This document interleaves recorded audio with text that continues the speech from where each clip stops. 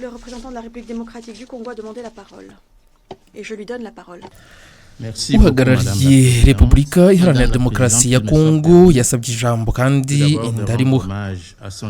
Murakoze cyane Madamu Perezida, mbanje guha icyubahiro nyakubahwa Antonio Guterres, umunyamabanga mukuru wa Loni, ku ruhare rwe rukomeye mu gushaka amahoro muri Repubulika Iharanira Demokarasi ya Kongo no mu karere.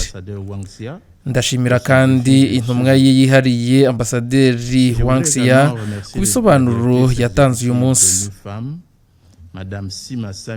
Ndashimira kandi umuyobozi mukuru wa UN Women Madame Sima Sami Baus ku kuba yarasobanuriye inama ibibazo bikomeye abagore n'abana bo muri Kongo bahura nabyo mu duce bivugwa ko turi mu maboko y'u Rwanda na FC 23.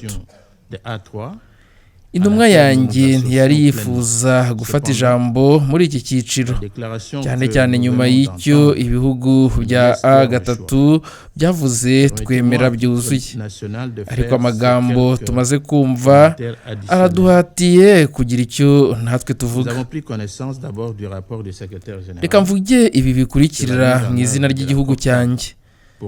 Twakiriye raporo y'umunyamabanga mukuru ku ishyirwa mu bikorwa ry'amasezerano y'amahoro, umutekano n'ubufatanye ku bwa Repubulika Iharanira Demokarasi ya Kongo n'akarere yo kuwa 31 Werurwe 2026. Iyi raporo igaragaza ibi bikurikira. Icya mbere ni ikibazo cya Kongo n'akarere cyaranzwe n'imbaraga nyinshi za diplomasi ku rwego mpuzamahanga n'akarere. Harimo uburyo bwo kugenzura iyubahirizwa ry'agahenge 14 Ukwakira amasezerano ya Doha, 15 Ugushyingo 2025 amasezerano ya Washington ya kano Ukuboza, ndetse no kongera ubufatanye mu gushaka amahoro muri Afurika.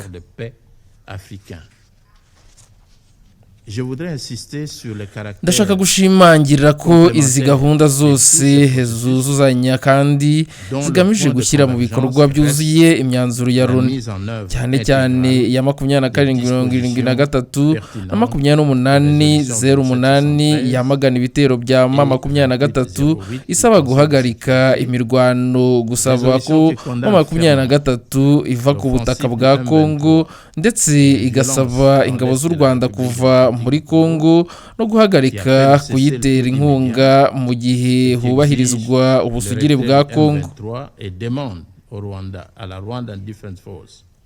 De cesser son soutien au M23 et de se retirer du territoire de la République démocratique du Congo, tout en réaffirmant la souveraineté et l'intégrité territoriale de la République démocratique du Congo.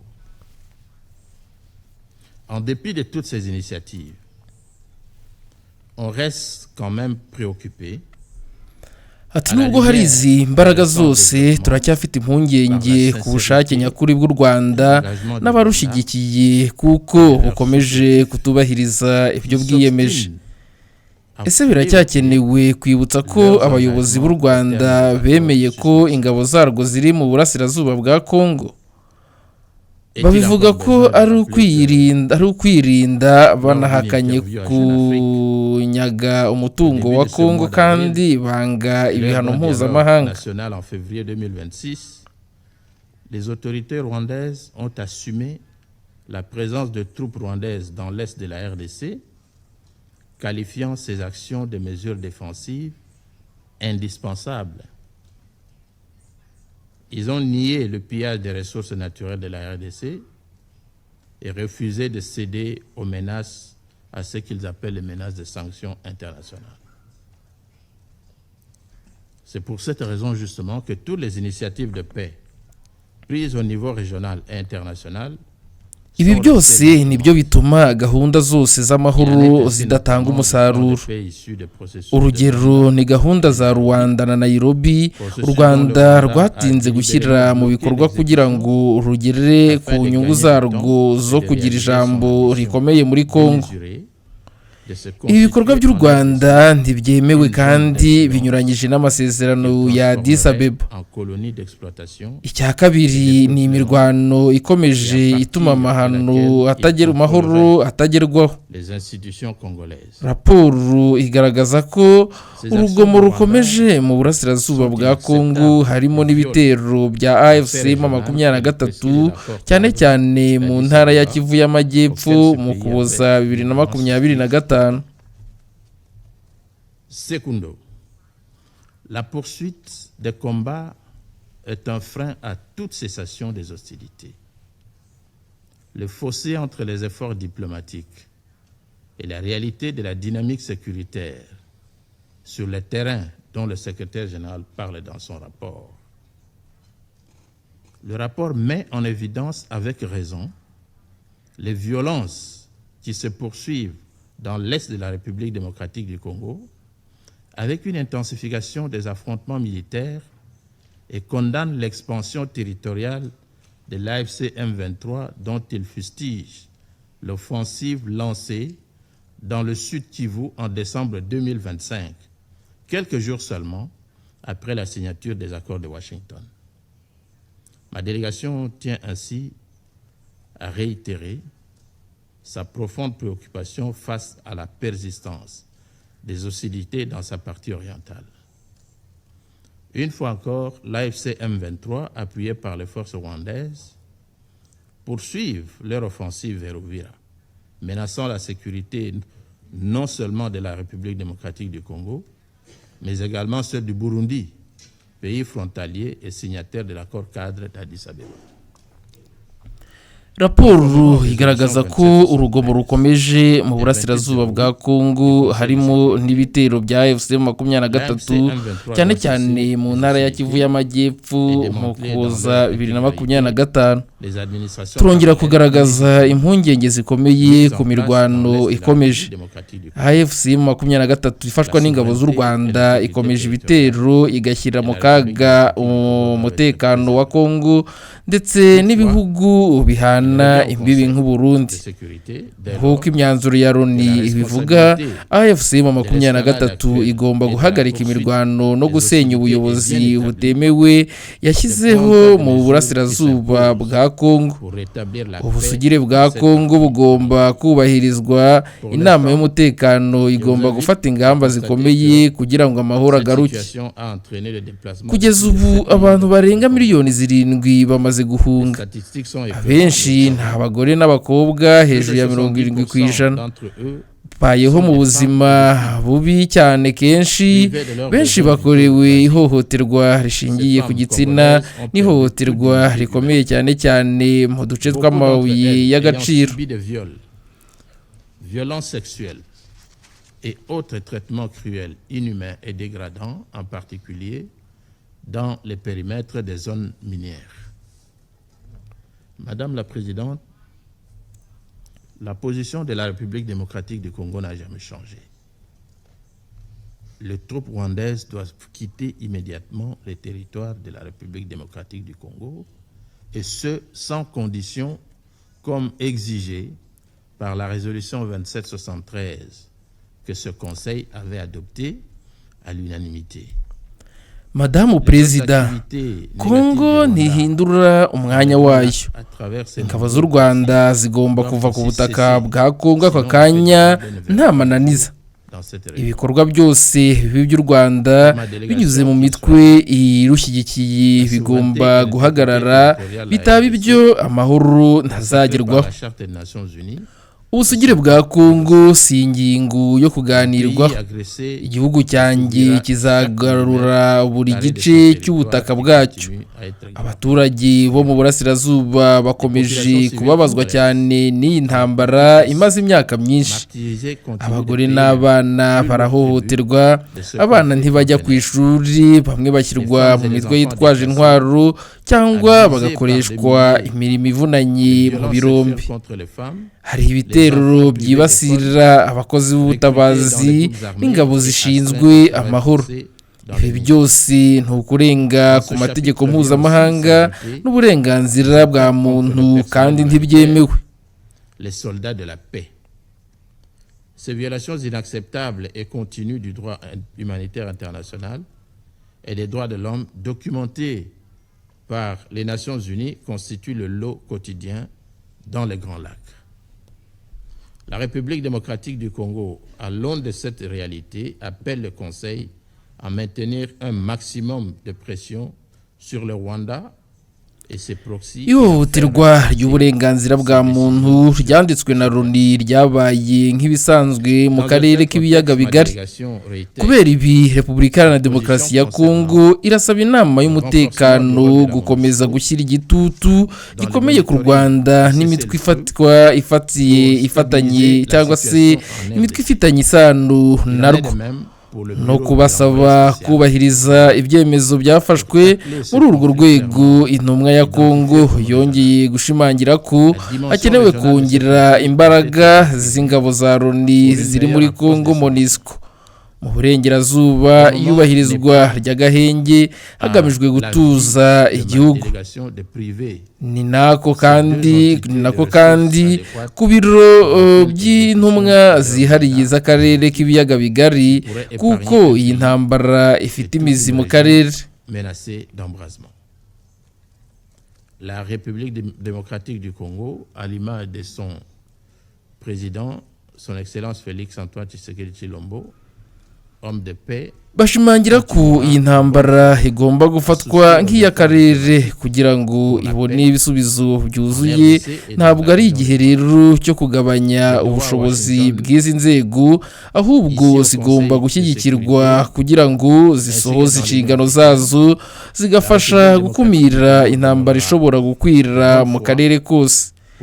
Repubulika Iharanira Demokarasi ya Kongo, nk'uko Perezida Félix Antoine Tshisekedi Tshilombo, perezida wayo, abihagarariye, izakomeza gushyigikira ibiganiro bya diplomasi mu gushaka amahoro, haba i Doha, i Washington, muri Loni no muri Afurika yunze ubumwe.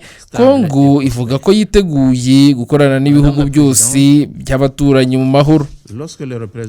Ariko intsinzi y'izi mbaraga isaba ko ibihugu byose byashyize umukono ku masezerano ya Addis Ababa bigaragaza ubushake bumwe n'umuhati umwe wo gushaka amahoro arambye mu karere.